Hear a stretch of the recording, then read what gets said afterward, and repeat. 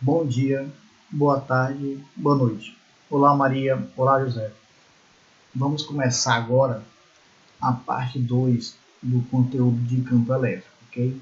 Na última aula nós fizemos a definição do que era campo elétrico, né? Você viu que tem a ver com a carga geradora, né?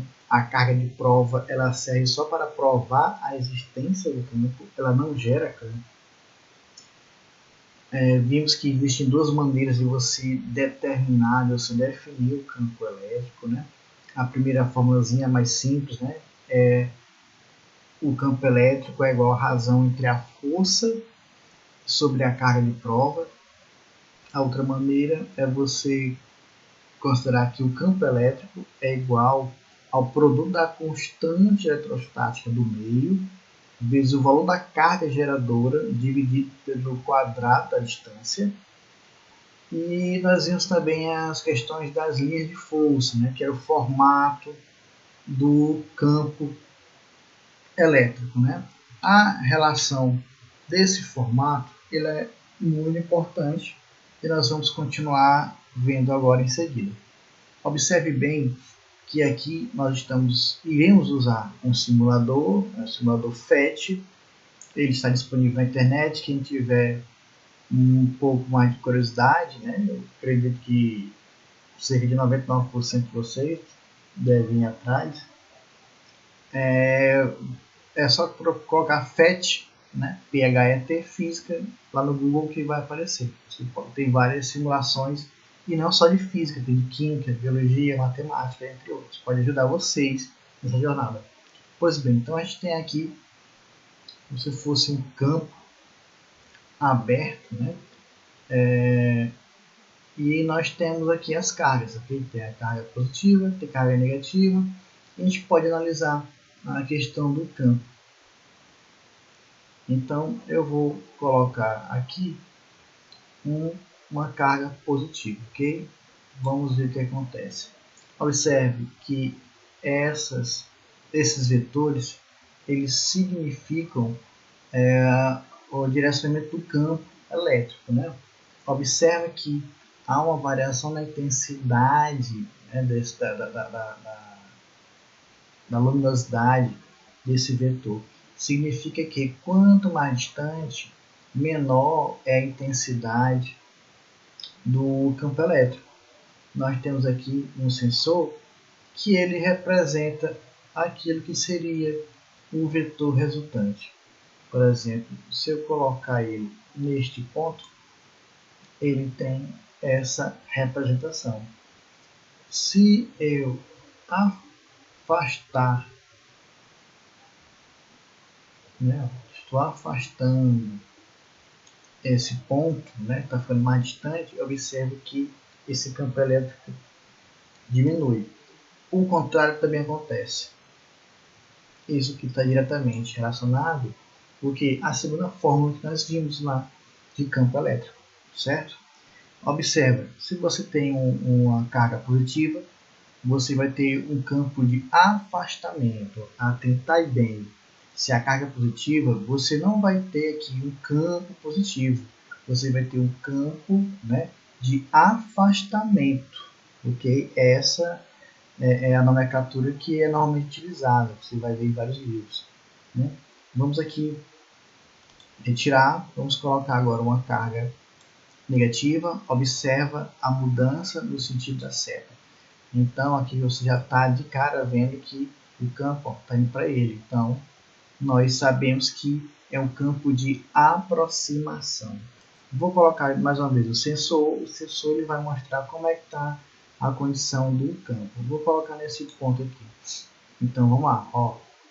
Olha como é que está apontando aqui. Então eu vou afastar. Observa que o vetorzinho vermelho vai diminuindo. Eu vou aproximar e à medida que eu aproximo, ó, o campo elétrico também aumenta. Né? É aquela relação que diz que o campo elétrico ele é inversamente proporcional ao quadrado da distância. Ou seja, quanto mais próximo, né, quanto mais próximo da carga geradora, maior vai ser o campo. Quanto mais distante, menor vai ser o campo. Ok. vamos aqui observar outras situações, certo? Vou colocar uma carga positiva, vou colocar uma carga negativa. O que será que acontece? Bem, é aquilo que nós já conhecemos, né? A questão do campo, tentar que alinhar aqui ao máximo, né? Das linhas de campo, né? Que elas têm um comportamento. As cargas, né? As linhas estão saindo do corpo positivo, estão indo para o corpo negativo, né? Afastamento, aproximação. E você pode usar aqui o sensor para poder medir, né, como é que está a relação entre as cargas. Então, aqui está mais próximo do negativo, está se aproximando, eu vou botar para cá, mais próximo do positivo, está se afastando. E se eu colocar aqui no meio, o que é que acontece? O que é que será que está acontecendo? Eu vou colocar bem aqui. Ok, vamos ter que afastar aqui um pouco mais para ver o que acontece. Estou afastando aqui. Vou tentar colocar. Observe que esse campo está tendo uma variação aqui, certo? Do ponto. Vamos considerar agora que eu vou fixar mais uma vez essas duas cargas. Eu vou determinar aqui uma grade, vou determinar um ponto aqui, outro ponto aqui, certo? Olha o formato. Aqui. Muito bem, então estou botando bem que assim no meio o corpo, certo? Aliás, o sensor. Ele está verificando como é que está o comportamento do campo resultante, né? Isso daqui, esse sinal aqui, é o resultante dos dois campos, né? Esse aqui tem um campo, eu posso chamar de campo A, o campo 1. Aqui tem um campo, outro campo, eu posso chamar de campo B, campo 2. Então está vendo aqui uma relação entre eles, ok? Olha o comportamento que está aqui, está se distanciando e ele está sofrendo uma variação, ok? Então, se você analisar, observa que ele vai estar sempre o que? Na horizontal. Lembra que aqui você tem um campo de afastamento e aqui tem um campo de aproximação. Então, esse campo está nesse sentido. Ó. Então, ele vem para cá. Vamos aqui. Vamos marcar aqui um ponto aqui. Pronto. Então, observe que aqui ó, você tem esse campo, né, ó, elétrico, né, que é uma grandeza vetorial. Então, está nessa direção, né, só está diagonal. E esse daqui está como? Está para cá, apontando. Se você conseguir visualizar, espero que consiga, a gente poderia ter aqui ó, uma reta, né, que é um vetor aqui representando o campo de afastamento e um outro aqui representando o campo de aproximação. O que é que nós teríamos? Nós teríamos um campo resultante. Lembra, tem uma força para cá e uma força para cá. Aí o que é que você utiliza? O teorema do paralelogramo, né? Lá na soma de vetores. Vamos aqui mudar para ver. Ó, você tem aqui um corpo positivo, vou jogar aqui uma grade para melhor visualizar. E vou colocar um outro da mesma carga. Observa que, como nós já vimos anteriormente, os campos eles não se cruzam, ok? Eles não se cruzam. Vou colocar bem aqui o sensor. Onde é que o sensor vai apontar? Está apontando para onde? Alguém consegue ver? Nenhum lugar. Por quê? Você tem um campo de afastamento aqui nesse ponto, né, desse corpo, que está apontando, né, para um lado, para o sentido oposto. Então ele está apontando para a direita. Esse corpo aqui tem um campo elétrico que está apontando para a esquerda. Então, se eles têm a mesma carga, né, ó, e eles estão a uma distância comum um do outro, você vai lembrar que esses campos vão ser iguais e eles vão acabar se subtraindo, ok? Ó, se eu botar para cá, você observa que agora mudou o sentido do campo resultante, ok? Aqui foi só para a gente ter uma ideia de como é que é esse comportamento, ok? Eu posso ter aqui duas cargas, posso ter três cargas, vamos lá, posso colocar aqui uma terceira carga bem aqui, negativo, e vai, ó, mudou completamente, né? Deixa eu botar para cá. Então, ó, observa a relação. Então, se eu botar uma terceira, uma quarta carga, sempre vai sofrer alteração. Olha aqui, ó, dá para observar bem, ó, as cargas saindo, a carga saindo e a carga chegando. Vamos lá, vamos botar para a nossa aula aqui, só para a gente dar uma relembrada, né? Então, mais na frente a gente vai falar um pouco de raios. Então, dando continuidade, o que nós acabamos de ver foi isso aqui, ó. Campos elétricos, né? Faltou bem um S, de várias cargas pontiformes, né? Então, campo elétrico de várias cargas pontiformes. Então, você tem uma carga aqui, geradora, né? Você tem uma carga geradora e você tem um ponto aqui qualquer. Você quer saber, aliás, ó, observe, você tem Q1, você tem Q2 e você tem Q3. Aqui você tem um ponto e esse ponto você vai ter os três campos, né, se relacionando. Observe que cada um está em uma direção, está em um sentido. Mas a partir desses três, você pode obter o que? Um campo resultante. Quem vai ser esse campo? Vai ser a soma vetorial de E1, E2 e E3. Né? Então ele fala que as cargas Q1, Q2 e Q3 originam separadamente os vetores campo elétrico E1, E2 e E3. O vetor campo elétrico resultante E, que é esse daqui, é a soma vetorial dos vetores campos E1, E2 e E3, que as cargas originam separadamente no ponto P. Então, aqui está a questão 10, né, que está na nossa lista lá. Vamos resolver ela. Determina a intensidade do campo elétrico resultante no ponto P, sabendo que ele foi gerado exclusivamente pelas duas cargas elétricas, né, da figura. Então, você tem Q1, você tem Q2, ele quer saber qual é o valor do campo elétrico resultante do ponto P, que está a 3 metros de Q1 e está a 2 metros de Q2. Ele dá aqui as informações e é para a gente determinar qual é a alternativa correta, né? Se é K0, quer dizer que o meio é o VA. Pois bem, vamos lá. Eu tenho Q1, eu tenho Q2 e eu tenho um ponto P, certo? Q1 está a 3 metros de P, Q2 está a 2 metros de P. Botei aqui as coisas diferentes para ver se ajuda no entendimento. Então, nós temos aqui os dados. Ó. Observe, Q1 é mais 9, né? Nanocúbe, né? Que é 10 elevado a menos 9. E Q2 é mais 4. Vezes 10 é menos 9 cúbe. Aqui está aqui o valor constante. E nós queremos o campo elétrico resultante do ponto P. Legal. Então, o que a gente pode observar aí? São duas cargas positivas. Então, você vai ter dois campos elétricos de que afastamento. Então, ó, se o Q1 está desse lado, para onde é que vai apontar o campo E1? Para a direita. Se Q2 está desse lado, né, no ponto P, o campo E2 vai relacionar para onde? Né? Vai se direcionar para onde? Que sentido? Desculpa, voltei. Agora vai. Pronto. Então tá aí. O verdinho é quem? É o campo E1, originado por Q1.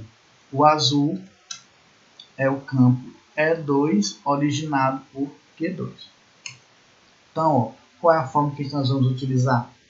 Vamos utilizar aquela segunda forma que nós encontramos, que vai relacionar ao valor da carga geradora, a distância, né? No caso o quadrado da distância, e a constante eletrostática do meio, que no caso é o VAR.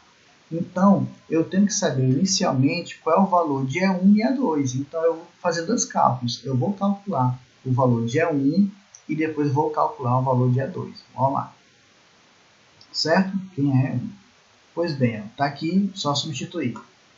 A constante 9 e 10 é 9. qual é o valor da carga? Q1 é 9 × 10 a menos 9 e a distância é 3, né? 3 ao quadrado, então tá fácil. 3 ao quadrado, 9. Moleza. Cancela o 9 de cima, cancela com o 9 de baixo. Ficou o que? É 1 igual a 9 vezes a 9 vezes 1 vezes 10 a menos 9. E agora o que você faz? Inteiro por inteiro, potência por potência. 9 vezes 1, 9. Vezes 1, 9. Ó. Produto de potência de base igual, conserva a base e soma expoente. 9 mais menos 9. Vai dar quanto? 0, né? Porque ó, 9, aí mais o menos é menos. 9 menos 9, 0. Quanto é que é 10 elevado a 0? Nós sabemos que é igual a quanto? 1. Então, esse campo E1 equivale a 9 Newton por Coulomb, ok? Agora, qual é o outro passo? Determinar qual é o valor de E2. Vamos lá. Qual é a fórmula? É outra? É não, é a mesma. Mas entenda que o que permanece de mesmo valor é a constante eletrostática do meio, que é o vácuo, no caso. Q2 mudou de valor e D2 mudou de valor, ok? Ó. Olha aqui, caso alguém tenha ficado com dúvida, aqui é o D1 ao quadrado, certo? É a distância 1, que é 3 metros ao quadrado. Aqui você tem a distância 2 ao quadrado. Quem é a distância 2? É 2 metros, então vai ser 2 metros ao quadrado. Está aqui. Coloquei o valor da constante e coloquei o valor da carga Q2, que está ali nos nossos dados. Pois bem, ó, 2 ao quadrado, todo mundo sabe, né? 4. Pronto, moleza, tá fácil demais. Cancela o 4 de cima com o 4 de baixo. Aí, ó, continua. Vai ficar quanto? 1. Não é isso? Ó? 1 vezes 10 a menos 9. Então, ó, 9 vezes 10 a 9 vezes, né? Faltou um pontozinho aqui, mas não tem nada, tá, é como se fosse a justaposição. É só continuar. Vezes 1 vezes 10 a menos 9. Inteiro por inteiro, potência por potência. 9 vezes 1, 9. Produto de potência de base igual, conserva a base e soma o expoente. Moleza, já sabemos quanto é que vai dar. 9 vezes 10 a 0. Então, quanto é que é o valor do campo E2? 9 Newton por Coulomb. Mas e agora? O que é que se faz? Qual é o valor de E1? Olha para cá. Você tem dois vetores em sentidos opostos. Você sabe, você aprendeu lá na Física 1, com operações de vetores, que se você tem dois vetores no mesmo sentido, você soma. Se você tem dois vetores em sentidos, né, contrários, né, um oposto ao outro, você subtrai. Pois bem, tá aqui. Nós vamos fazer o quê? Subtrair esses dois vetores. É um de 9 Newton e é 2 de 9 Newton por Coulomb, certo? Repetindo, é 1 de 9 Newton por Coulomb e é 2 de 9 Newton por Coulomb. Tá fácil, tá? De achar quem é o campo elétrico no ponto P. Então, vamos para frente. Precisa pensar? Moleza. Então, ó, o campo elétrico no ponto P é igual a E1 menos E2. Né? O campo elétrico gerado por E1 menos o campo elétrico gerado pela carga K2, certo? Q2. Vamos lá, repetindo aqui. Eu quero determinar o campo elétrico, né, no ponto P, que é esse aqui. Então, eu vou subtrair o campo elétrico E1 gerado pela carga Q1 menos o campo elétrico E2 gerado pela carga Q2. 9 menos 9, 0. Né? Só marcar lá a alternativa, que se eu não me engano é letra D. Por favor, observem aí que eu esqueci de colocar aí na questão. Vamos para frente. Então, nós vamos trabalhar agora com o campo elétrico uniforme, ok? O campo elétrico uniforme, ele se caracteriza pelo quê? Por uniformidade. A gente já conhece, a gente já discutiu sobre movimento uniforme. Nós vimos que sempre quando tem esse nome uniforme, algo tem uma certa constância, um certo padrão. Nós vamos entender agora o que é isso. Então, ele diz que um campo elétrico denomina-se uniforme em uma região do espaço se o vetor campo elétrico é o quê? É o mesmo em todos os pontos da região, né? Ele tem um padrão, é uniforme. Ou seja, se é uma grandeza vetorial, ele vai ter a mesma direção, vai ter o mesmo sentido, vai ter a mesma intensidade. Então, nele, as linhas de força são retas, paralelas, igualmente orientadas e espaçadas. Vamos entender um pouco mais isso. Pois bem, ó, aqui ele está dando aqui o mesmo corpo em 3 situações. Nessa situação bem aqui, você vai observar que ele está só mostrando que é um corpo, né, que é uma placa, que ela está carregada positivamente, então o campo é de afastamento. Agora aqui, como é que está a situação? Então, como ela está carregada, né, positivamente, essas linhas, né, do campo aqui, elas estão para onde? Estão saindo. Então, aqui estão saindo porque é um campo de afastamento, certo? Aqui está tracejado, é como se a gente estivesse olhando a parte de trás. E aqui é uma visão lateral, certo? A gente estivesse olhando só esse lado aqui. Então, como ele é carregado positivamente, você vai ter esse tipo de situação. Você vai ter esse campo de afastamento. E se ele fosse carregado negativamente, como é que seria o campo? O campo de aproximação. Pois bem, para você ter um campo elétrico uniforme, você vai precisar de uma placa carregada positivamente e uma placa carregada negativamente. Qual é o detalhe? Né? Qual é aí o X da questão? Essas placas, né, são 2 placas planas e paralelas, né? Que nem nós podemos observar aqui. Você tem uma placa carregada positivamente, né, e outra placa carregada negativamente. Então, o que vai acontecer?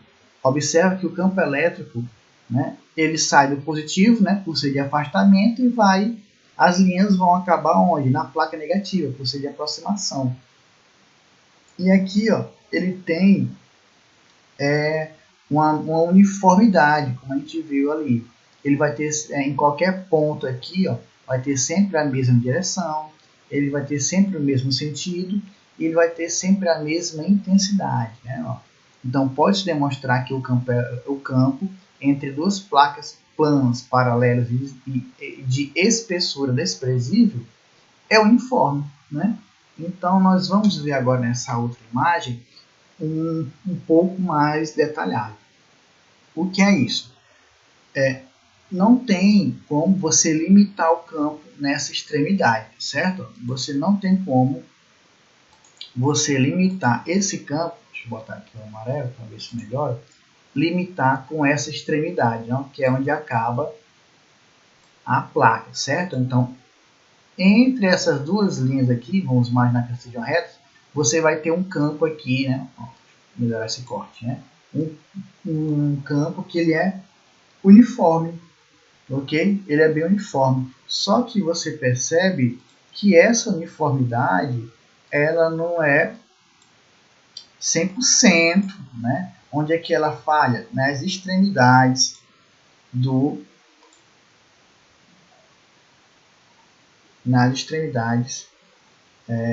aqui, apontador das placas, né? Então, onde é que você vai observar isso daí? Que o pessoal que trabalha lá com robótica, alguém que tem interesse nessa parte, vai observar a ação, né? Onde é que é aplicado isso daí? Bem, inicialmente, são nos capacitores. Os capacitores, eles são um elemento de um circuito, né? Um componente do circuito que é responsável por armazenar energia. Então, a gente vai ver mais na frente que dentro desse campo elétrico a gente consegue armazenar energia. E a partir daí a gente vai utilizar em uma afinidade de coisas, ok? Então, com relação ao campo elétrico, o conteúdo, eu posso dizer que ele acaba aqui, com essa questão do campo elétrico. Mas nós vamos continuar porque tem algumas informações que a gente pode trabalhar, acrescentar em cima dessa ideia do campo elétrico. Ok? Então, por exemplo, é a formação dos raios. Então, O que é que a gente pode dizer aí?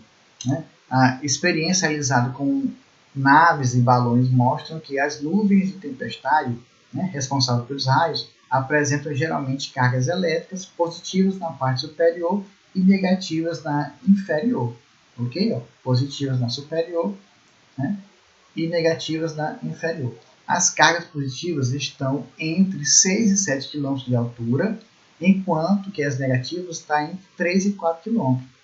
Para que uma descarga elétrica, né, o raio, tenha início, não há necessidade de que o campo elétrico atinja a rigidez dielétrica do ar. Essa rigidez dielétrica aí é como se fosse uma força, né, que fica impedindo o elétron de sair do átomo, né, de realizar o movimento e gerar o raio. Então ele fica ali puxando enquanto pode, né? Então, essa rigidez elétrica é como se impedisse o movimento desses elétrons, né? Como se fosse um mecanismo de gerar um isolamento, ok? Meio que esse algo de elétrico, né? É como se ele isolasse. Então, como ele diz, né? Ele impede que atinja a rigidez elétrica do ar, né, que é 3 megavolts por metro, depois a gente vai entender um pouco melhor essa unidade, mas se aproxima dela, né, de 10 kV por metro, né, que são suficientes. Então, o fenômeno, né, que é o raio, inicia-se com a primeira etapa, uma descarga piloto, né, com pouca luminosidade, na forma de uma árvore invertida da nuvem para a Terra. Ele vai ionizar o ar. Aí, uma vez que a descarga piloto atinge o solo, tem início uma segunda etapa, a descarga principal. Ela é de grande luminosidade, atinge a Terra para a nuvem, né? Ela é dirigida da Terra para a nuvem e tem velocidade na ordem de 30 mil km por segundo, né? Bem ligeirinho. Dá para ir em timão ligeiro e voltar ligeiro. Olha lá. Aí o efeito luminoso do raio é denominado relâmpago, e o efeito sonoro, que resulta do forte aquecimento do ar originando sua rápida expansão, é denominado trovão. Há raios não só entre uma nuvem e a Terra, mas entre nuvens e entre as partes de uma mesma nuvem, né? Então, entre elas pode ter raio. Vamos continuar. Ok, vamos lá. Então, ó, isso aqui dá até uma revisãozinha lá do segundo ano, né, quando você estudou ondas. Então, você lembra que o que é uma onda? Uma onda é uma perturbação que se propaga no meio, né? No caso aqui é uma onda sonora, tem a ver com a acústica. Então, o trovão é uma onda sonora provocada pelo aquecimento do canal principal durante a subida da descarga de retorno. Ele atinge temperaturas entre 20 e 30 mil graus Celsius em apenas 10 microsegundos, né? 10 microsegundos. O ar é aquecido, se expande e gera duas ondas. A primeira é uma violenta onda de choque supersônica com velocidade várias vezes maior que a velocidade do som no ar e que, nas proximidades do local da queda, é um som inaudível para o ouvido humano. E aí, a pergunta é, por que é inaudível? A resposta já foi dada, porque ele é o quê? Ele é uma onda supersônica. Supersônica quer dizer que ele está acima da frequência que o ouvido humano é capaz de ouvir. Pois bem, aí ele continua. A segunda é uma onda sonora de grande intensidade a distâncias maiores, né? Esta constitui o trovão audível, né? Então lembra, tem a parte infrassônica, né? Tem a audição, né? Tem a parte que você não consegue ouvir porque é muito baixo a frequência, né?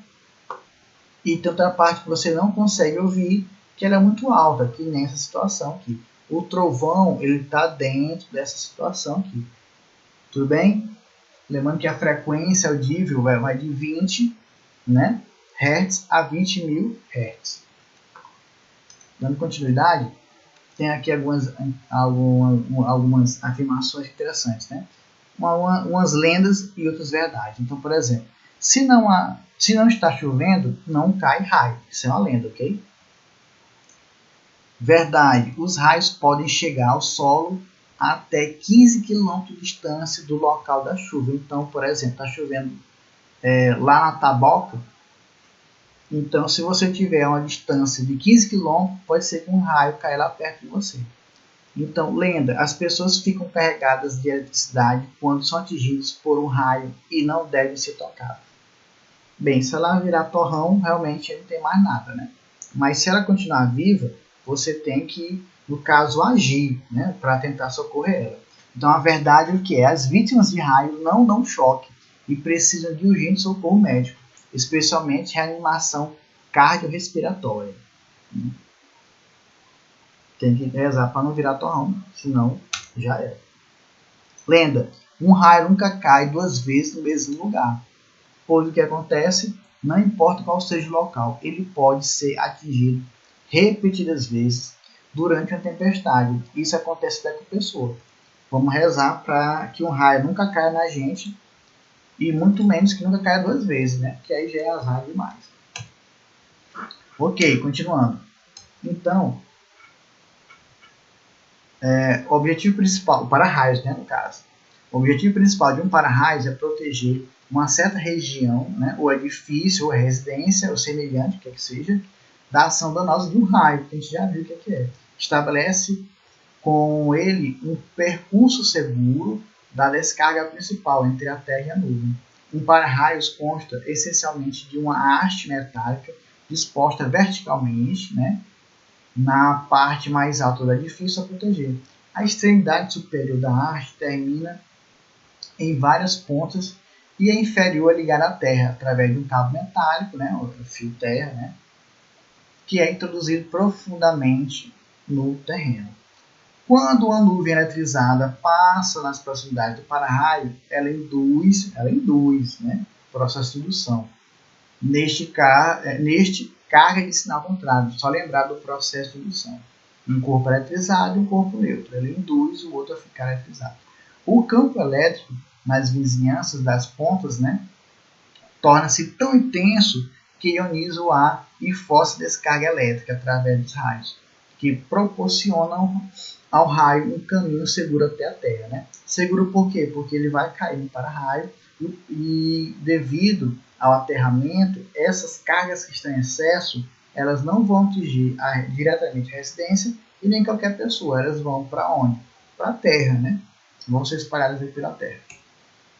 Aí aplicações do campo elétrico, pronto, você que quer fazer medicina, quer fazer enfermagem, qualquer área da saúde, agora a gente consegue observar um pouco a importância da física nessa área, assim como a química e a biologia, né? Então, e por que o peso é 5? Então, sabemos que o corpo humano é capaz de gerar campos elétricos e que o nosso coração é capaz de gerar correntes elétricas que percorrem o tecido humano deste, né? Resultando em seu funcionamento. Toda corrente elétrica, que a gente vai ver mais na frente, gera um campo elétrico e uma grandeza vetorial que podem ser captados por aparelhos e transformados em trançados. Que trançados são esses? Esse aparelho que capta e analisa o campo elétrico gerado no coração é o eletrocardiograma, aparelho amplamente utilizado na medicina. Aqui falando mais uma vez de capacitores, né? Situação que pode ir para engenharia, né? Outra aplicação tecnológica está no vasto uso de capacitores.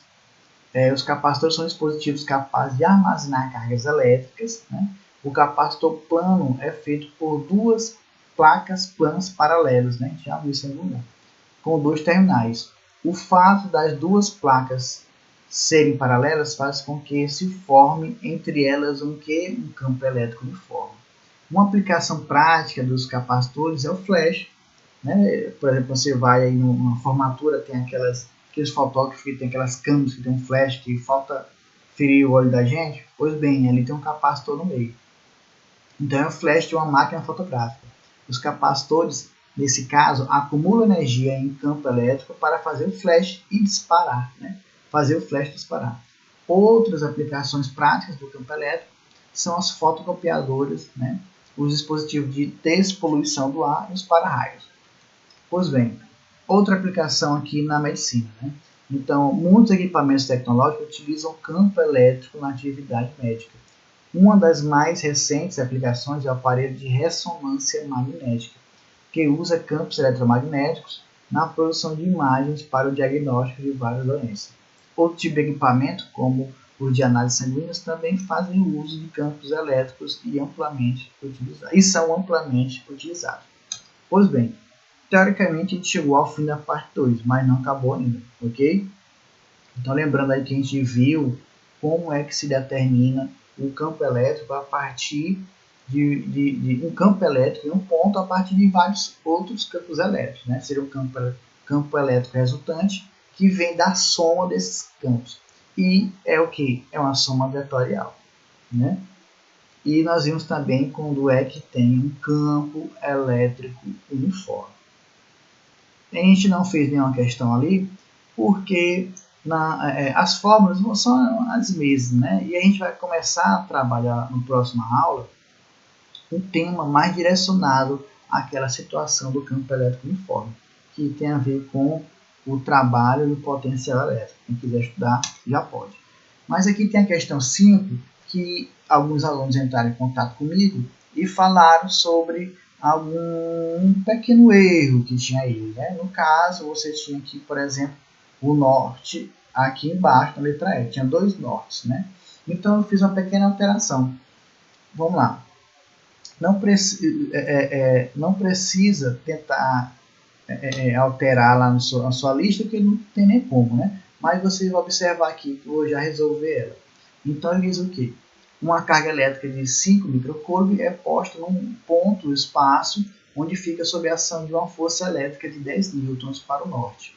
Nesse referido ponto, o campo elétrico tem intensidade de... Então, ele quer saber qual é o valor do campo elétrico. Então, são esses dados aí. Qual é as alternativas aqui? Ó? O que eu fiz diferente aqui? Por exemplo, aqui na letra A ficou 2 vezes 10 a 6, né, positivo, newton por coulomb, e dirige para o norte. B, C e D permaneceu constante. E letra E está com 2 vezes 10 a 6, newton por coulomb, e dirige para o sul.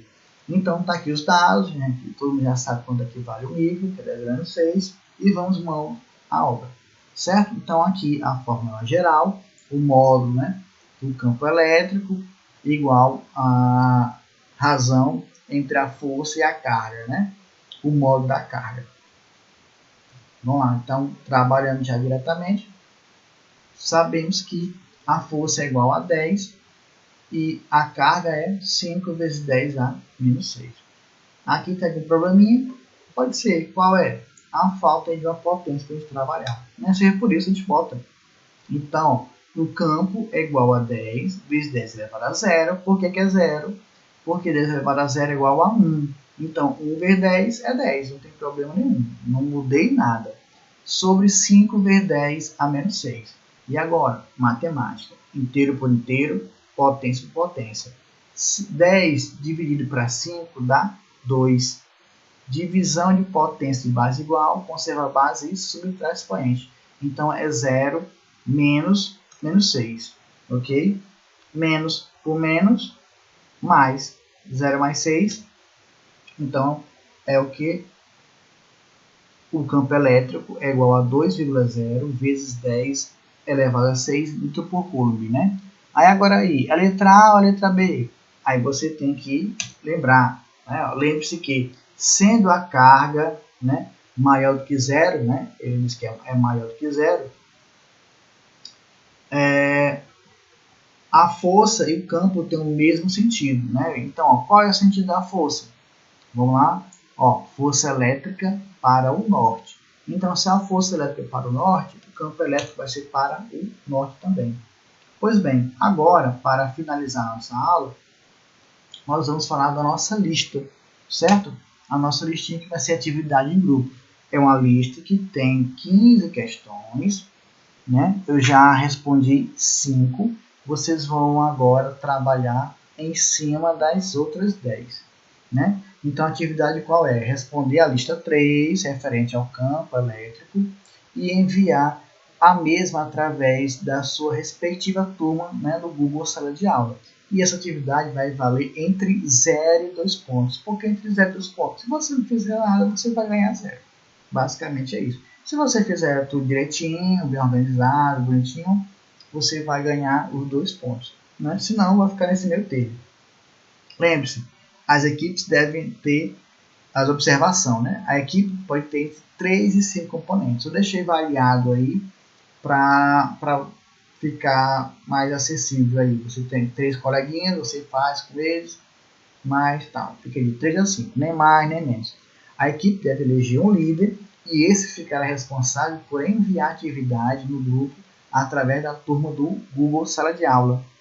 A lista deve ser enviada com todas as questões respondidas, todas as 15 questões, em um arquivo PDF. Você pode, sei lá, pode escrever no Canva, você pode usar algum aplicativo para criação de PDF, né? Você tira as fotos, cria o PDF e manda lá por lá. Então, é a capazinha com cabeçalho, contendo o nome de todos os participantes, né? Bota lá um campo elétrico. Legalzinho. Qual é a data de entrega? 11 de... Desculpa, a data é 21/4/2020. Até que hora? Até as 18 horas. Ok? Espero que todos tenham entendido, que não haja mais dúvida. E até a próxima, pessoal. Até mais.